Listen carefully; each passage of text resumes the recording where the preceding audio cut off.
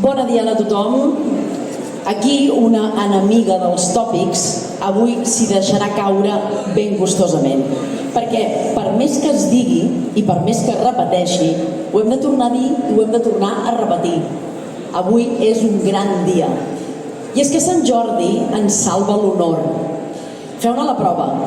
Jo ho faig sempre que en tinc ocasió, amb els col·legues escriptors, sobretot, que tenen una llengua i una literatura amb milions i milions de parlants i que tenen estats que les defensen i les promocionen.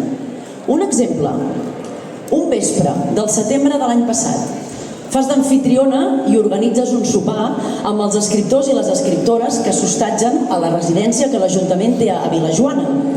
Arriben a casa teva i t'enxampen que estàs a mig fer una truita de patata i ceba, la que els vas prometre. I allà, a la teva cuina, de peu dret i amb una copa de Priorat a la mà, comença la conversa. Comença la pregunta. I què? Com us ho feu vosaltres per viure d'escriure? I l'escriptora mexicana, l'escriptora de Nova York i l'escriptor de Sud-àfrica, que tens de convidats, et miren amb una cara una mica estranyada i com si fos la cosa més normal del món, et comencen a explicar de les beques de creació literària que els han permès dedicar-s'hi sense la interferència d'altres feines, de la xarxa de residències a pensió completa i remunerades, on poden escriure amb tot el confort, de la xarxa de gires de promoció dels seus llibres espectacular i sense que hagin acabat amb la tirallonga del que per ells és el seu dia a dia, tu t'has d'eixugar la bava amb un bec del davantal. I no és per la teva truita de patata i ceba, no.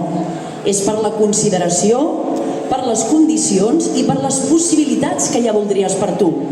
I llavors és quan tu contraataques. I llavors treus el Sant Cristo gros, treus Sant Jordi. I llavors els preguntes, n'heu sentit parlar? Sí, és aquest dia nostre on tothom surt al carrer a triar, a remenar i a comprar llibres. Sí, és aquest dia nostre on fins i tot la gent arriba a fer cua perquè un escriptor o una escriptora li signi el llibre. What? Què? Et pregunten ara ells amb uns ulls com plats. I tu llavors fas una pausa, deixes l'estupefacció surant al menjador de casa teva, la respires i sí, com a mínim en això guanyes la partida.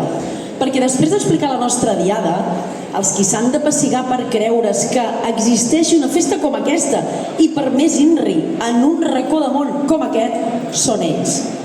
I una mica n'hi ha per agafar fums, perquè és la festa més ben parida de la capa de la terra. Així que, ni que sigui per un dia, celebrem-no i celebrem-nos. Bona diada a tothom!